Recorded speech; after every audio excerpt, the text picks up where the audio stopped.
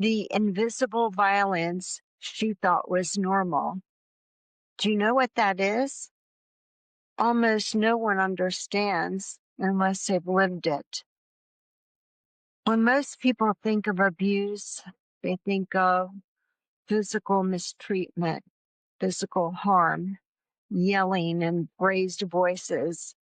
But sometimes the most terrifying abuse makes no marks on the skin and no sound at all. It's the silence that punishes, the stillness that threatens, the smile in public that becomes the dead stare at home. And when the world doesn't see it, you start telling yourself that maybe this is what love is supposed to be like. Maybe this is normal. But it wasn't normal for Annie. And if you've lived it too, it wasn't normal for you either. This is Annie's story, and I'm telling it for her. Annie's husband, Santino, often ignored her. That long, icy withdrawal he used like a weapon. The deepest cruelty was in the things no one else could ever see. People thought they knew Santino. He laughed at parties. He charmed people with ease.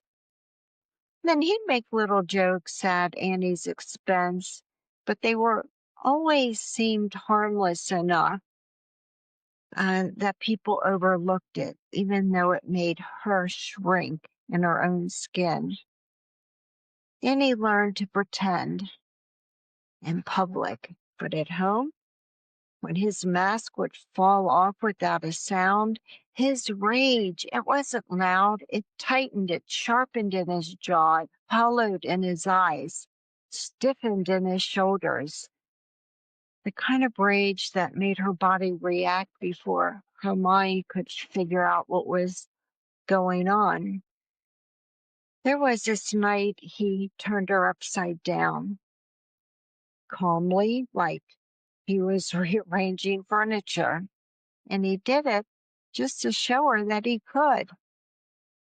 There was the afternoon he stood over her, demanding that she kneel and point to where she had hidden the few dollars she had saved for a milkshake after a doctor's appointment. There wasn't any yelling or slamming.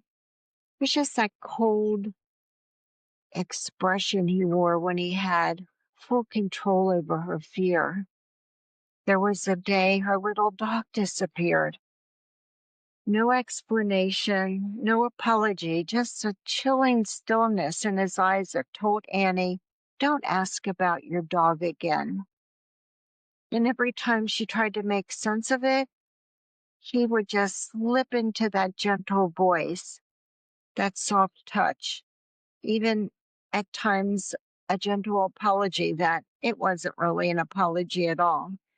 And people would say to her, if it was that bad, why didn't you leave, Annie? But here's what those people didn't understand. Covert abuse trains you to question your own reality, teaches you that danger is invisible, that cruelty doesn't leave marks.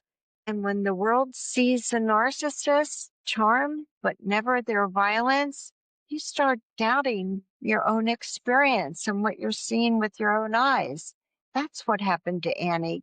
She learned to live in the quiet moments between her husband's rages. She learned to read his breathing. She learned to measure safety by the way he shut the door. She learned to survive by calling the unacceptable normal. If any of this sounds familiar, you need to know that you didn't imagine any of it. You weren't too dramatic, and you don't need to minimize what happened. Covert abuse is hidden on purpose. It's meant to confuse you, to isolate you, and make you doubt your own instincts. It's meant to make sure that no one believes you, including you. And the body keeps score long before the brain can ever catch up. If you've lived this, Your fear made sense. Your confusion made sense. Your silence made sense. And if you got out, your strength is far greater than you've ever been told. This one is for the person who endured rage that made no sound, for the one who learned to read danger in a glance, a pause through a tightened jaw, for the one who stayed quiet just to stay safe, because you were surviving. And you deserve a life where you no longer have to be afraid to live it. Annie's story carries the truth of so many who lived in the shadow of invisible violence. Her courage and your courage is a reminder that healing begins the moment you can name what happened, the moment you recognize that what happened to you was abuse, that it wasn't normal. I'm Kyle Hackley, attorney, author of the book Undercurrent, and your host here on the Are You Annie podcast. As always, please remember that you are stronger than you ever knew. You are a warrior against narcissistic abuse, and you are tenacious, and you will never, ever give up on what you believe in. Until next time, know that I honor your truth. In this space, you are not alone. Thank you for being here, and thank you for always showing up. And just promise me that until next time, you will take good care of yourself. I appreciate you. Thank you again, and bye.